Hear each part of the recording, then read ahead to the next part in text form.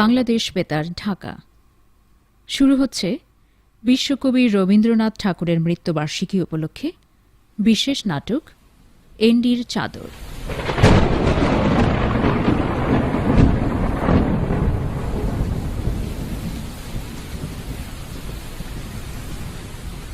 এন্ডির চাদর রবীন্দ্রনাথ ঠাকুরের লিখিত কোনো গল্প নয়।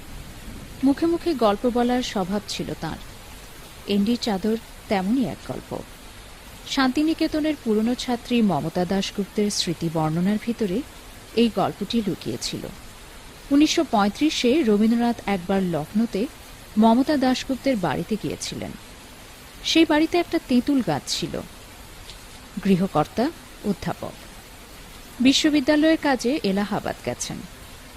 রাতে ক্লান্ত শ্রান্ত সুন্দর এক স্বদেশী ছেলে এসে আশ্রয় ও খাদ্য প্রার্থনা করেছিল। মমতা তাকে তাই দিয়েও ছিলেন, কিন্তু ভোর রাতে পুলিশ এসে ছেলেটিকে ধরে নিয়ে যায়। এন্ডি কাপড়ের যে চাদরটা শীতের কারণে ছেলেটিকে দেয়া হয়েছিল সেটিও তারই সঙ্গে চলে যায়। এসব নিয়ে 1936-এ কবির সঙ্গে আবার কথা হচ্ছিল মমতার শান্তিনিকেতনের শ্যামলীতে। এইসব কথার ফাঁক ফোকর দিয়ে বেরিয়ে এসেছে আমাদের আজকের নাটক এন্ডির চাদর।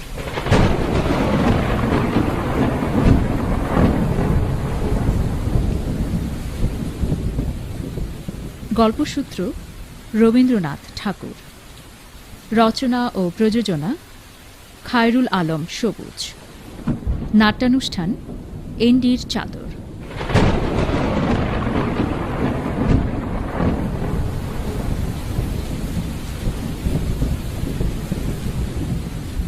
ওমা, এ কি হাল! একেবারে ভোলানাথ সেজে বসে আছে। বাইরে বৃষ্টি হচ্ছে আর তুমি ফিনফিনে নিমা পড়ে। শীতকালের বৃষ্টি সে খেয়াল আছে? ঠান্ডা লাগিয়ে নিউমোনিয়া বাঁধিয়ে বসবে দেখছি। ঠান্ডাটা বেশ জমেই পড়েছে। সে খেয়াল কি আছে তোমার? খেয়াল আমার না থাকলেও শরীরে টের পাচ্ছিলাম। আমার শুধু কিছু একটা গায়ে জড়াবার ইচ্ছাটা হয়নি। নাও, এই চাদরটা জড়িয়ে নাও। এই দেখো কাণ্ড, জানালাটাও খোলা রেখেছে। বিপদ না বাঁধিয়ে ছাড়বে না দেখছি। আরে, এই সেই এন্ডির চাদরটা না? এলাহাবাদে কিনেছিলাম। তুমি না, আমি কিনেছি। তুমি তুমি তুমি কিনেছিলে আমার জন্য। তো আর কার জন্য কিনবো? চাদর গায়ে জড়াবার পর মনে হচ্ছে ঠান্ডা বেশ পড়েছে। শীতের দিন, বাইরে ঘন বৃষ্টি, ঠান্ডা পড়বে না? তবু তো খেয়াল নেই। বইয়ের চোখ বুঝলে আর কোনো দিকে মন যায় না। শোনো, বলো। তোমার সবকিছু যদি আমাকে সামাল দিতে হয় তাহলে ঘরের কাজ কে করবে শুনি? কি কি লাগবে বলো। লাগবে মানে? এলাহাবাদ যাচ্ছ, বাক্স প্যাটরা গোছাবার কোনো কাজ নেই? এই দেখো, আমি কি মাস পার করতে যাচ্ছি নাকি? পরশু সকালেই তো ফিরবো। ঝোলা ব্যাগে 2-1টা কাপড় আর অধ্যাপকের খান 2 বই, এই তো। ও নিয়ে তোমাকে ভাবতে হবে না। ভাবতে হবে না বললেই যেন ভাবনা থেমে যায়। অসময়ে বৃষ্টি বাদলা, তার উপরে এতটা পথ একা একা। হলো রেলগাড়ি, তাতে কি ভাবনা থাকবে না? ও কি হাসছো কেন? না, সে তো ঠিকই। একটু ভাবনা তো হতেই পারে, কিন্তু একটা ভাবনা যে আমারও হচ্ছে, তার কি করি বলো তো? সে আবার কি? বসো। এখানে আমার পাশে বসো, তারপর বলছি। হ্যাঁ, বসছি। কি হয়েছে বলো তো? না, অতটা ভয়ের কিছু নেই। মানে শশীভূষণ আর গাঙ্গুলিদাকে সস্ত্রীক নিমন্ত্রণ করেছি। দিলীপ অনন্তকেও কাল সন্ধে খেতে বলেছি। এখন হুট করে আমি এলাহাবাদ চলে যাচ্ছি, ওদের তো কিছুই বলা হয়নি। ওরা তো সব নাচতে চলে আসবে তখন। এই ঝড় বৃষ্টির রাতে খবরও তো দেওয়া যাচ্ছে না। নিমন্ত্রণ করে বাড়িতে থাকবো না, ভাবো তো কি কেলেঙ্কারি। কেন, হুট করে কাজ পড়ে যেতে পারে না? ঠিক আছে, যাও, ও আমি একাই সামলে নেব, তোমাকে ভাবতে হবে না। শুধু তোমার গড়হাজির ছাড়া আর কেউ কিচ্ছু টের পাবে না। তুমি আবার ওদের বলতে যেও না, তাতে গোল আরো বাঁধবে। কি বলছো? কি হলো, অমন করে তাকাচ্ছ যে? না, ভাবছি এক মুহূর্তের মধ্যে সমস্যার সমাধান কি করে করো তুমি। হয়েছে শোনো, এই চাদরটা সঙ্গে নিও, কিন্তু এই সময় বৃষ্টির পর ঠান্ডাটা বাড়ে।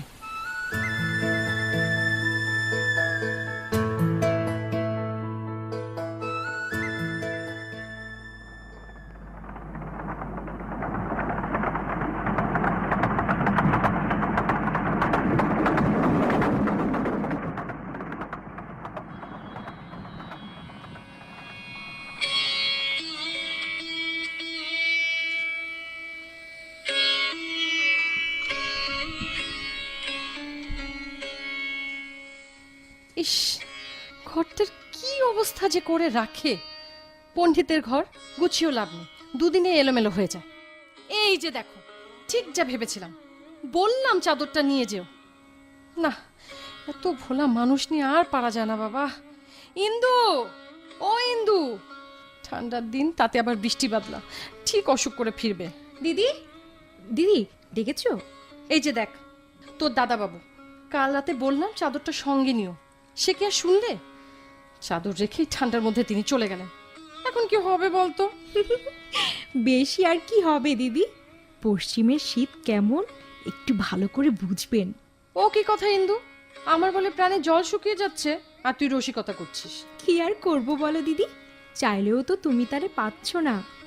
রেলগাড়ি ঠান্ডা বাতাস কেটে এখন হু হু করে ছুটছে, তোমার প্রাণে জল দিতে।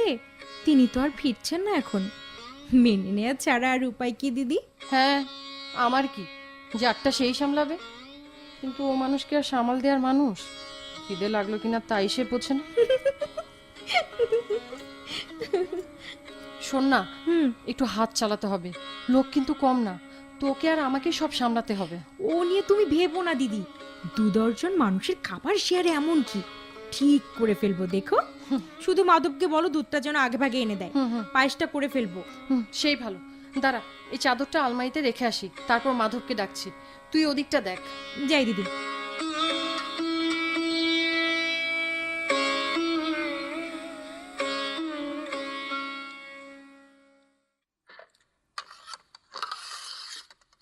দিদি, মানুষ কতজন হবে বলো দেখি? গুনলেই তো পেয়ে যাবি।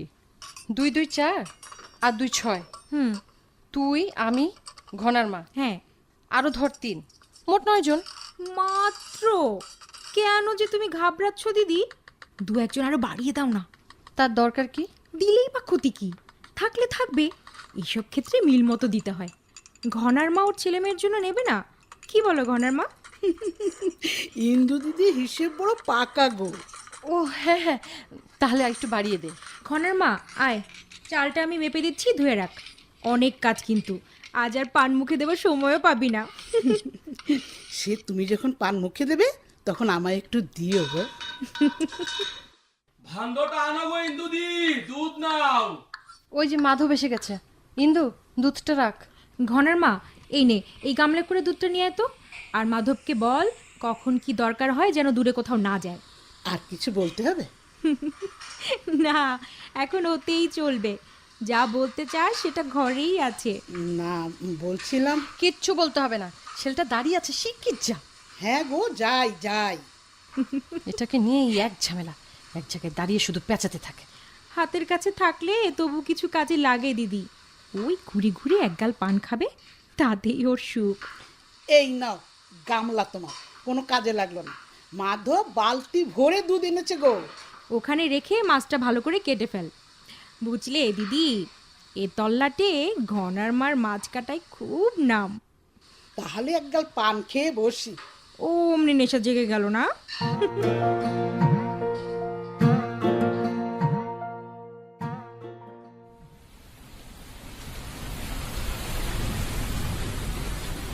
কি রে, পেয়ালা কেন? দেখো তো দিদি, মিষ্টি হলো কিনা। পায়েস নামলেই তোমার সব রান্না শেষ। বাহ, বেশ হয়েছে, মিষ্টি একেবারে ঠিক আছে ইন্দু। তাহলেই দেখো, তুমি তো জলে পড়েছিলে, এবার ডাকো তোমার লোকজন, খেয়ে বলুক ইন্দুমতি কেমন রাধে। আরে সে কি আমি জানি না, তারপরও বুঝলি না, তো দাদাবাবু বাড়ি নেই, এমন তো এর আগে আর কখনো হয়নি। বাবা, কি গর্জন! একে মেঘ না গুলি? কি যে বলো না দিদি, গুলি হবে কেন? মেঘ ডাকে মেঘ। মেঘ ডাকলেই ভালো, দুশ্চিন্তা হয়। কিসের দুশ্চিন্তা গো দিদি? হয়, ও তুই বুঝবি না, এমন দিনে ঘর থেকে কেউ বাইরে থাকলে দুশ্চিন্তা হয় না। যা যা ইন্দু, হাতে কাজ শেষ কর, দুর্যোগের রাত কেউ আর দেরি করবে না। নে বাটিটা নে, দাও, আমি এদিকে গুছিয়ে ফেলি, তুই ঘনার মাকে নিয়ে বাকি কাজটা সেরে ফেল। যাই দিদি।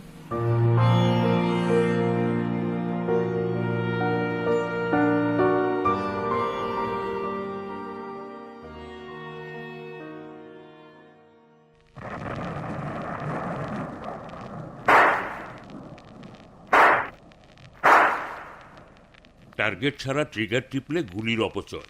মেঘলা দিন, তার উপর সন্দেহ হয়ে গেছে। অন্ধকারে কিছু কি দেখা যায়? মনে হয় আমি ওদের দেখেছি। বিপদ কি শুধু ওদেরই, আমাদের নেই? দু চারটা ফাঁকা আওয়াজ, পথটা একটু পরিষ্কার করলাম। ভয়? তোমারও ভয় হচ্ছে? বীরেরও ভয় হয়? তুমি তো বক্রমাজা, দেশি পুলিশ। আমরা ব্রিটিশ পুলিশ বলে আমাদের ভয় ডর উড়ে যাবে? কেন? তা যাবে কেন? শোনো, সামনে অধিকার যাওয়া যাবে না। ঘন জঙ্গল, অন্ধকারে ডুবে গেছে সব। একটা জোনাক পোকাও জ্বলছে না। চলো ফিরে যাই। ওরা যদি বেঁচে যায় তো যাক না। হ্যাঁ, চলো।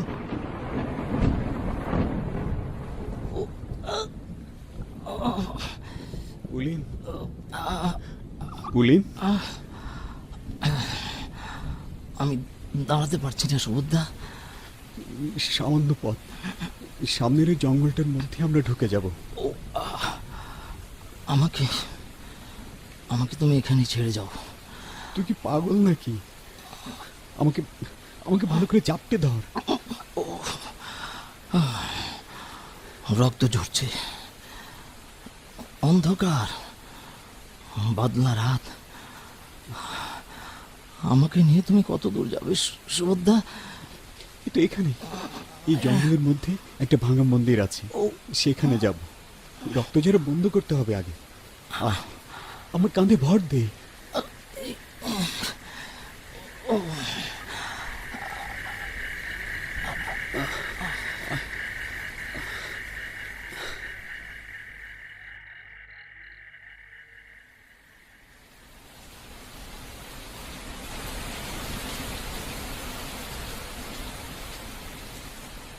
ঝড় বৃষ্টির যে অবস্থা বুঝলি, তাতে কেউ কিন্তু দেরি করবে না। আচ্ছা শোন, সবাই এসে পড়লে সঙ্গে সঙ্গে বসে দিতে হবে। আমি ওদের নিয়ে একটু গল্প করব, আর তুই ঘনার মাকে নিয়ে টেবিল সাজিয়ে ফেলবি। কাজ অর্ধেক আমি করেই রেখেছি দিদি, কখন শেষ হবে তুমি টেরই পাবে না। ওই যে ওই যে সব এসে পড়েছে। যা যা লেগে পড়, আমি ওদের নিয়ে আসি। বৃষ্টি হচ্ছে নাকি? আরে হচ্ছে মানে কি, দুদিন ধরে তো থামছেই না। এই গেটে ফিটন রেখে এইটুকু পথ ঢং। আজি ঝড়ের রাতে তোমার অভিসার, পরাণ সখা বন্ধু হে আমার। শশীদা, হ্যাঁ? মাথায় জল পড়লে অভিশাপ জমে না। আসুন।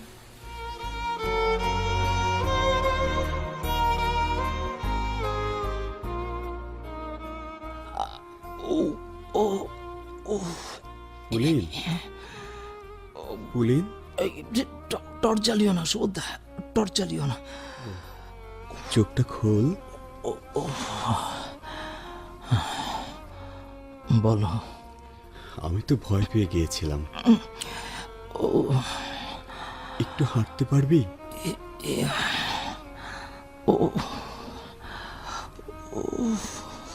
ওকে, আবার চোখ বন্ধ করে।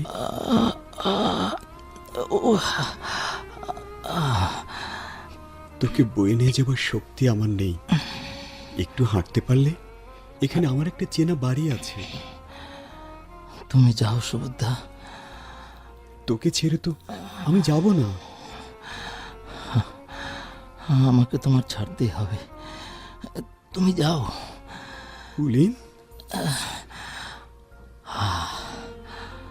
আমাকে ধরার শক্তি আর কারণে, কিন্তু কিন্তু ওরা তোমাকে ধরে ফেলবে। তুমি যাও। আমি জেনে গেছি এটাই আমার শেষ ঠিকানা। আমাকে নিয়ে ভাবতে বসলে তুমি বিপদে পড়বে সুবোধদা। তুমি যাও, যাও। পুলিন, পুলিন।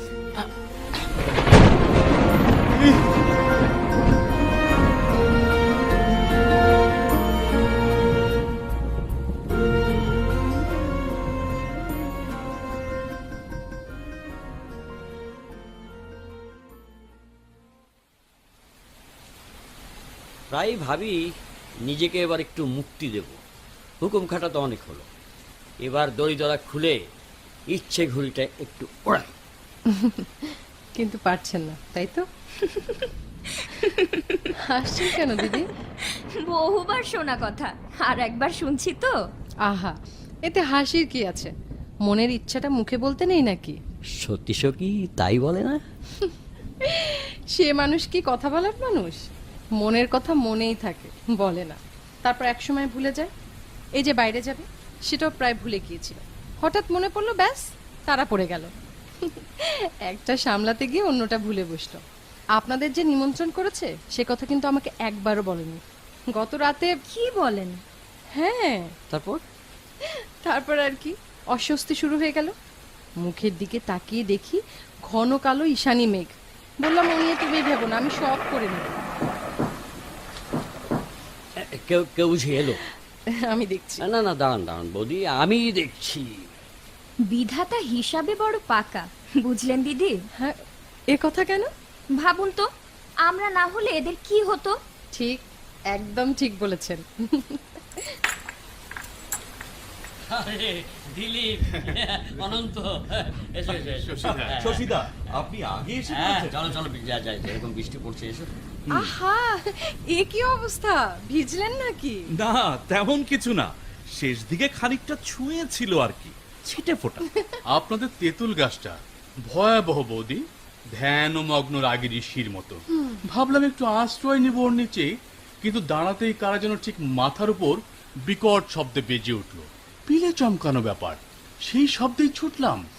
এই সুযোগে হঠাৎ বৃষ্টিটা একেবারে এসে ঝাঁপিয়ে পড়লো। দাঁড়ান দাঁড়ান দাঁড়ান, আগে তোয়ালে দিচ্ছি। ইন্দু, ইন্দু, ও ইন্দু, যাই দিদি। একটা তোয়ালে নিয়ে আয়। দিলীপ বাবু জল আর ভয় দুটোতেই ভিজেছে। ভয় মানে কি? দিলীপের হঠাৎ দৌড়টা যদি দেখতেন বৌদি। তাই? আরো একটা কারণ ছিল অনন্ত, তুমি বোধহয় লক্ষ্য করনি। স্বর্গলোকের মেঘের গর্জনের সঙ্গে মত্তলোকের একটা দুটো গুলির শব্দ মিশেছিল, কিন্তু ভয়টা ওখানেই ছিল। আমারও যেন তাই মনে হলো। আরে কি যে হচ্ছে আজকাল, বুঝতে পারি না কোন দিকে যাব। কেন শশীদা, তোমার তো এমন হবার কথা নয়। মাঝপথের মানুষ, যেদিকে সুবিধা সেদিকেই যেতে পারো। মাঝপথটাই যে দুর্লঙ্ঘ, সে কি আর সবাই বোঝে? এই নাও তোয়ালে দিদি। দে। আর কেউ আসবেন দিদি? আসার কথা তো ছিল, কিন্তু যেভাবে নেমেছেন, নিন ধরুন। না না, আরে তাতে আটকাতে পারেনি। আরে অন্তরের ডাক, ঝড় জলের সাধ্য কি? হ্যাঁ, আরে দেখো দেখো গাঙ্গুলি দা, ভিজলেন? না না, একটুও না। গাড়িটা অবশ্য ভিজেছে, বুঝলি মামু। এ তো দেখি সত্যি দুর্যোগের রাত, অন্ধকার বর্ষণ মুখর রাত্রি, তাতে আবার কৃষ্ণ বোমের মহাগর্জন। দাঁড়া দাঁড়া, বসেনি। বসুন। এদিকে একাকিনী রাধিকা ননি চোরার তো খবর না দিয়ে নিরুদ্দেশ। দেখেছিস, ঝড় জলেও রস কমে না। আরে কমবে কি বলছো? বারে বারে আরো বারে। এমন রাতই তো অভিসারের রাত, কি বলো শালিকা? তা তো বটেই, কিন্তু তুমি যে বেনি ভেজাতে চাও না। জলে নামার এত শখ, কিন্তু বেনি ভিজবে বলে আর হয়ে ওঠে না। ঠিক বলেছিস মম, তোর গাঙ্গুলিদা হচ্ছে গিয়ে ঘোরতর বিপ্লবী, কিন্তু ঘরের কোণ ছাড়বে না। ও বৌদি, বৌদি হাড়ি ভাঙুন, তা নিয়ে বিবাদ করব না, কিন্তু শব্দ যাতে বেশি না হয় সেদিকে তো একটু খেয়াল রাখবেন। ইয়ে ওহে শশী, টার্গেট হয়ে যাচ্ছি না তো? তা একটু হচ্ছেন বই কি। তাহলে খেয়ে দে তড়িগড়ি বাড়ি বিড়ি, কি বলো? তোমাদের ফিরতে হবে না, আমি ফেরাবো। এই দুর্যোগের রাতে বেশি দেরি করা ঠিক হবে না। ইন্দু, ইন্দু, বলো দিদি। দিদি, আর কেউ আসবে বলে মনে হয় না, খাবার দিয়ে দে। তাই তো করছি, খানিক গপ্প করে তোমরা উঠে এসো, আমার দেরি হবে না।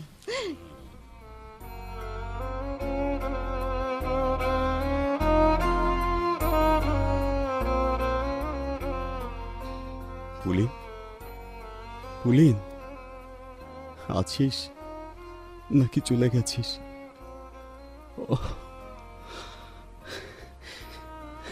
এখন আমি কি করব? পুলিনদের জীবন তাহলে এখানেই থেমে গেল? এই ছোট্ট মানুষটার এত শক্তি কোত্থেকে এলো? একটা কিছুই বলল না, নিজের জীবনের জন্য কাঁদলো না। নির্বিকার, অবিচল, আমাকে বলল চলে যেতে।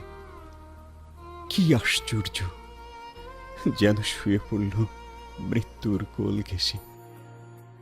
ঘুটঘুটি অন্ধকার, সামান্য আলো দূর থেকে চোখে পড়ে, তারপরও আলো আমাকে জ্বালাতেই হবে। তোকে আমি দেখব পুলিন। তুই কে আমি জানি না, কিন্তু তুই কি আমি জেনে গেছি। আলো জ্বেলেই আমি শেষবারের মতো তোকে দেখব পুলিন, তোকে দেখব। কি সহজ সজ্জা, সম্ভাবনার বিপুল সমারোহ, এখন নিথর বৃক্ষ। না না না, আমি কাঁদব না, একটুও না। যদিও কান্না আমার সমস্ত সত্তা জুড়ে, তবুও না। বীরের মৃত্যু ক্ষণিক আবেগের চেয়ে বড়। এই দেখো পিস্তলটা। হ্যাঁ হ্যাঁ, তোমার এই উপহার আমি নিলাম বন্ধু। প্রিয় আমার, অভিবাদন, তোমাকে অভিবাদন।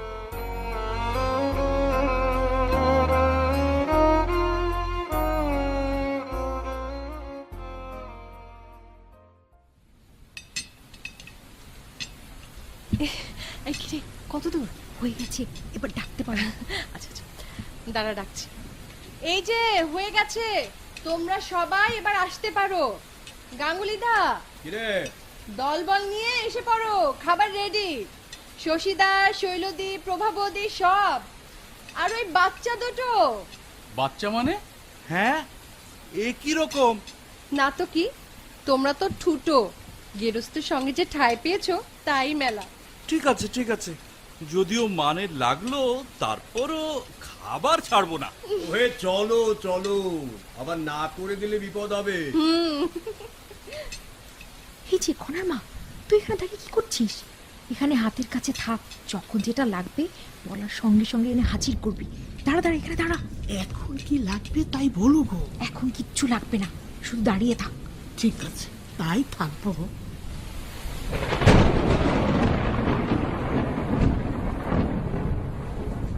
কোথায় রইল সে? আমার জন্য পিস্তল রেখে গেল। কত বিচিত্র জীবন আচরণ মানুষের।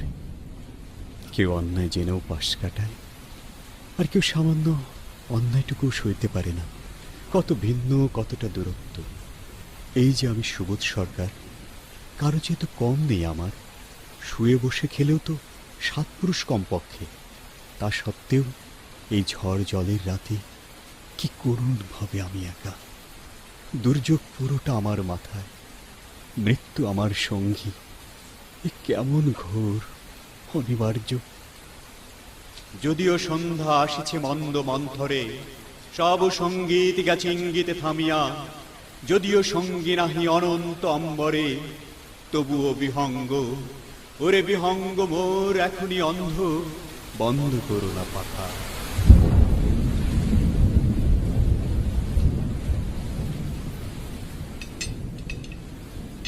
শশীদা, আপনি কিন্তু কিচ্ছু নিচ্ছেন না, এটা নদীর মাছ। সতীশদা যে বাড়িতে নেই সেটা কিন্তু একটু টের পাওয়া যাচ্ছে না। কি বলো শশীদা? হ্যাঁ, সবাই কি আর সবকিছু টের পায়? যার পাওয়ার কথা সে ঠিকই পাচ্ছে। কি বলেন বৌদি? আচ্ছা, সতীশ কি 2-4 দিন থাকবে নাকি? না না, এই রাতটুকুই শুধু, সামান্য একটু কাজ, তবে জরুরি। কাজ সেরেই ট্রেন ধরবে, কাল সকালেই ফিরবে বলে গেছে। আপনার কিন্তু গুণের অন্ত নেই মামুদি। একা মানুষ, এক হাতে এতজনের আয়োজন। আমি একা কোথায়, ইন্দু আছে না, ওই করেছে সব। ঘনার মাকেও সঙ্গে রেখেছি আজ। আমি শুধু একটু একটু হাত লাগিয়েছি। তাছাড়া একজন মানুষ নেই বলে পৃথিবীর সবকিছু কি থেমে থাকবে নাকি? ওমা, কেমন বাজ পড়ে দেখো। দিনকাল পাল্টে যাচ্ছে। মেঘ যাকে তাও আগের মতো না। বুকের ভেতরটা কেমন যেন করে ওঠে। ঘনার মা, পায়েসটা আন। এই নাও, সে আমি আগে এনে রেখেছি গো। ভালো করেছিস, খুব ভালো। এমন নিমন্ত্রণ মাঝে মাঝে হলে ভালো হয়, তাই তো? এ ব্যাপারে গাঙ্গুলিদার জুড়ি নেই, মনের কথা চট করে বুঝে ফেলে। অভিজ্ঞতা, বুঝলে, অভিজ্ঞতা। তোমাদের মতো চুলোহীন ছেলে ছোকরাদের মনের কথা বোঝা আরো সহজ। তোমরা বড় ভাইরা আছোই শুধু, কোনো কাজে তো লাগছো না। এ দুটোকে জুড়ে দাও না কোথাও। ওরা আশপাশ পেটাচ্ছে, তবুও বোঝে না। এই যে, এই না হলে প্রভা বৌদি। সমস্যা কোথায় সেটা না বুঝলে সমাধান খুঁজবে কি করে? কি ব্যাপার, দেখ তো ইন্দু। হ্যাঁ হ্যাঁ, আমি দেখছি। আর কারো আসার কথা? এত রাতে আর কে আসবে? খেয়ে দে, আজ কিন্তু আর গল্প হবে না রে মামু। সে তো আমি তোমাদের বলেছি, এমন রাতে তোমাদের আর বসতে বলবো না। দিদি, একটু এদিকে এসো না। কি রে, কে? একটা ছেলে। ছেলে? হ্যাঁ গো, আগে কখনো দেখিনি। কি বলিস? তুমি একটু দেখো না, কি যেন বলতে চায়। আসছি, চল তো। কে? আজ রাতটার জন্য একটু আশ্রয় খুঁজছিল। ইন্দু, তুই ওই দিকটা দেখ, আমি কথা বলছি। যাচ্ছি। ঘরে অতিথি আছে, আর কিছুক্ষণ পরই ওরা চলে যাবে। অতিথিরা চলে গেলে আমি ডেকে নেব। আড়ালে কোথাও একটু সরে থাকতে হবে। যাচ্ছি।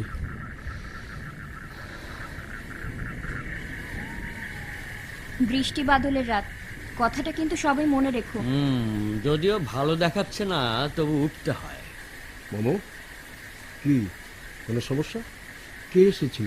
হ্যাঁ, ও না, ওর কাছে একজন লোক এসেছিল, বাড়িতে নেই সেটা জানে না।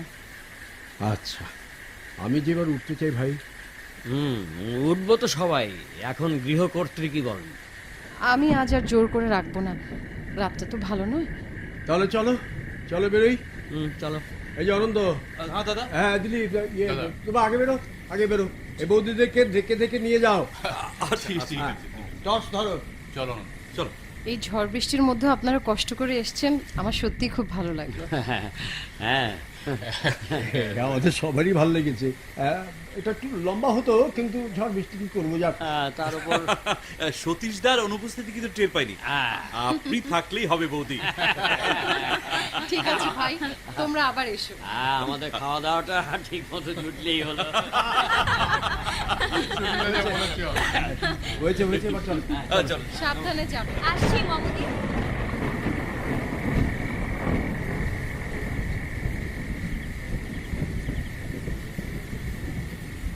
ইন্দু, তুই এখানে দরজার কাছে দাঁড়িয়ে থাক, আমি ওকে ডেকে আনি। দিদি, এখান থেকে একটু নড়বি না। ওদিকে আলো নেই দিদি। সুবোধ, এই তো অতিথি চলে গেল। ভিতরে এসো। ইন্দু, পশ্চিমের কোনা ঘরটা একটু ঠিকঠাক করে বিছানাটা পেতে দে। বিছানার চাদর বালিশের ওয়াশার পাল্টে দিস। দিদি, বাইরের আলোটা নিভিয়ে দে।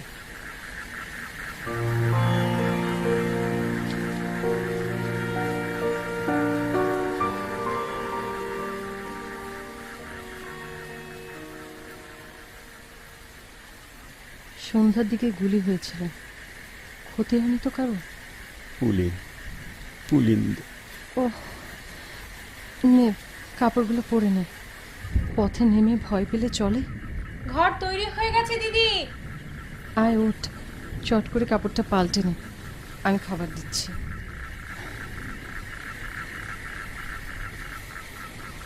কি করছো দিদি? কেন, তোর ভয় হচ্ছে? ভয় কি বলছো? এই বয়সী একটা ছেলে, দিনকাল কেমন জানোই তো। চেনা নেই, জানা নেই, তাকে তুমি ঘরে ডেকে নিলে।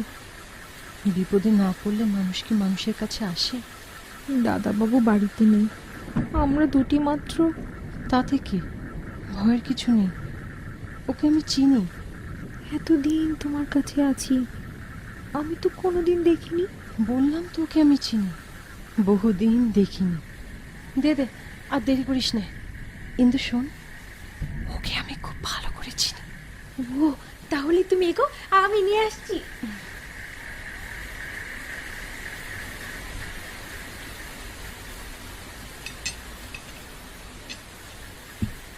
বাড়িতে আজ অতিথি খেয়েছে, সে কারণে একটু বিশেষ রান্না হয়েছিল।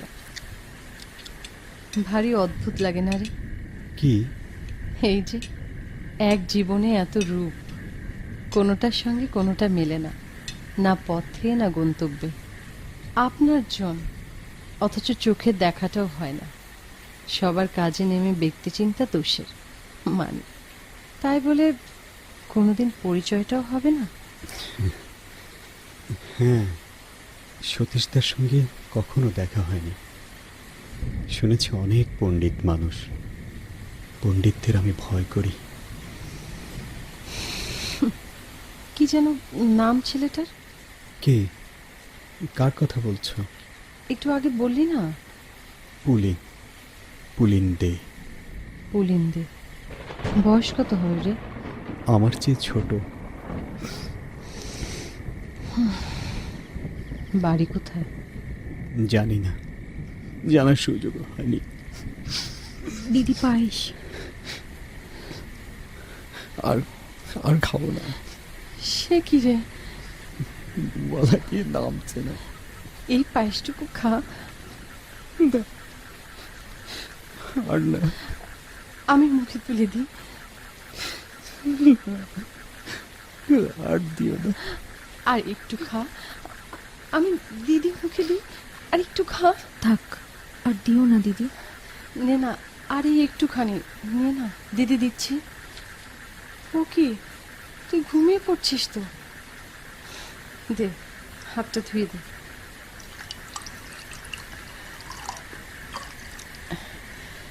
নে, এবার উঠ, খাটে উঠে শো।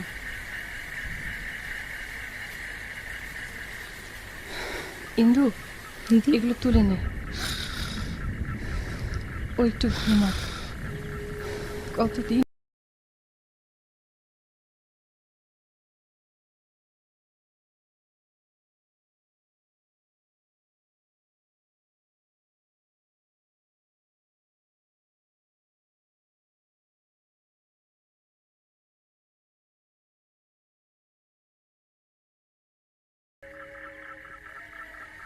বুঝলি ইন্দু, কাজটা কিন্তু হয়ে গেল।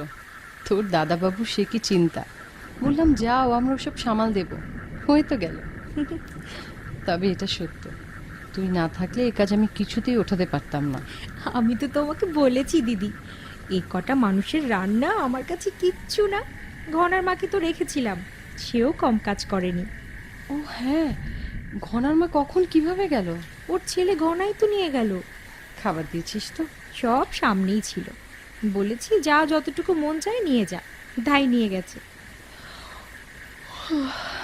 রাত কিন্তু প্রায় শেষ, যা শুয়ে পড় গিয়ে। আচ্ছা দিদি।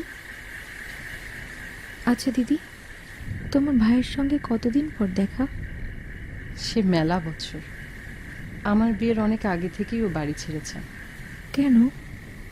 দেশের জন্য, পরাধীন দেশকে স্বাধীন করার জন্য। এ জগতে সবাই কি আর একরকম ভাবে? লোভী মানুষ ভোগী, ত্যাগীরা নির্লভ হয়, এই বলেই সে বাড়ি থেকে বের হয়েছিল। কি হলো? কিসে? ইন্দু, এ তো পুলিশের বাসি। হ্যাঁ হ্যাঁ, ইন্দু, দিদি আমি করব এখন বলবো দিদি, দাদা বাড়িতে নেই। ইন্দু কি হবে? কি হবে? দরজা খুলুন, দিদি ওই তো দরজা খুলুন। সুবোধ কি হবে রে? কি আর হবে, এসব আমাদের পায়ে পায়ে, ভয়ের কিছু নেই। ভয়ের কিছু নেই? কি বলছিস? তুই পালিয়ে যা। এখন আর পালাবার পথ নেই, পুলিশ সারা বাড়ি ঘিরে ফেলেছে। তাহলে কি হবে?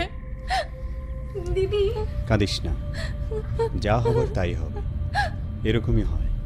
কাঁদিস না, মন খারাপ করতে হয় না। দরজা খুলুন, দরজা খুলুন।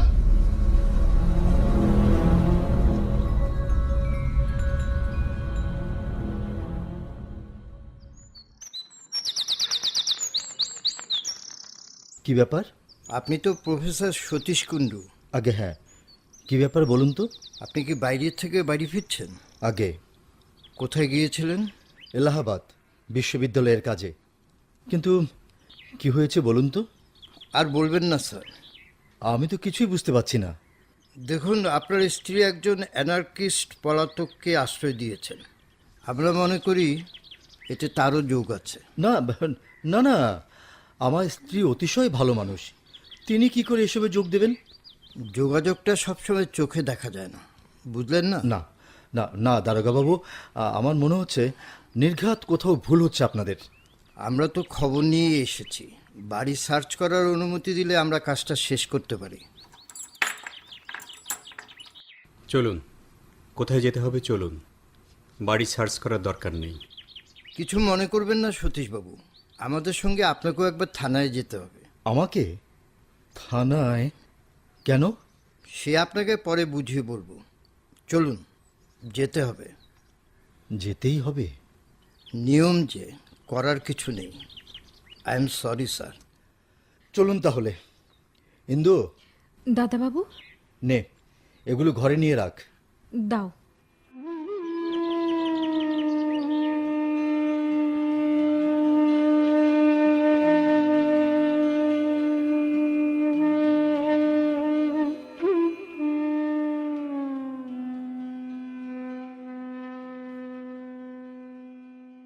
গত একটা দিনে কত কিছু যে হয়ে গেল, কোত্থেকে যে কি হলো বোঝাই গেল না। কি অদ্ভুত দেখ, যে মানুষ অন্যের জন্য নিজের সুখ বিসর্জন দেয় তার অদৃষ্টেই দুর্ভোগ। দিদি, এখন আমাকে আর কিছু জিজ্ঞেস করিস না ইন্দু, অনেক কিছু আমার গোলমেলে মনে হয়।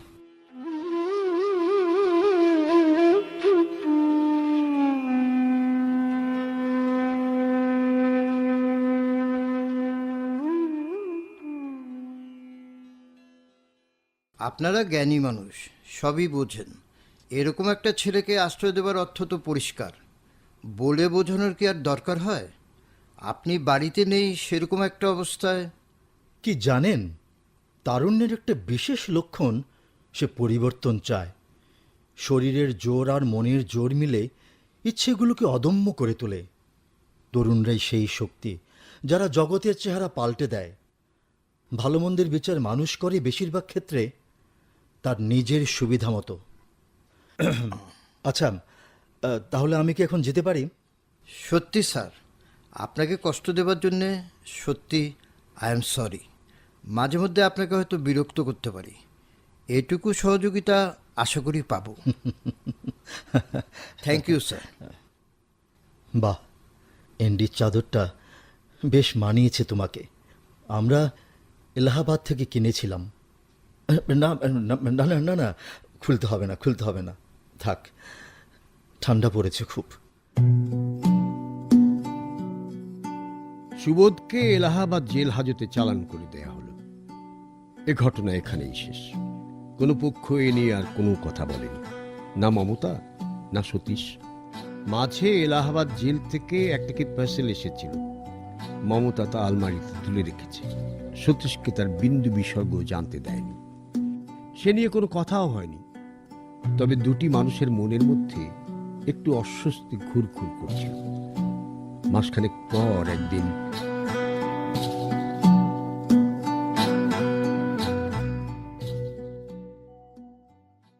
নাও। হ্যাঁ, চা? হ্যাঁ, দাও। কিছু বলবে? না, আসলে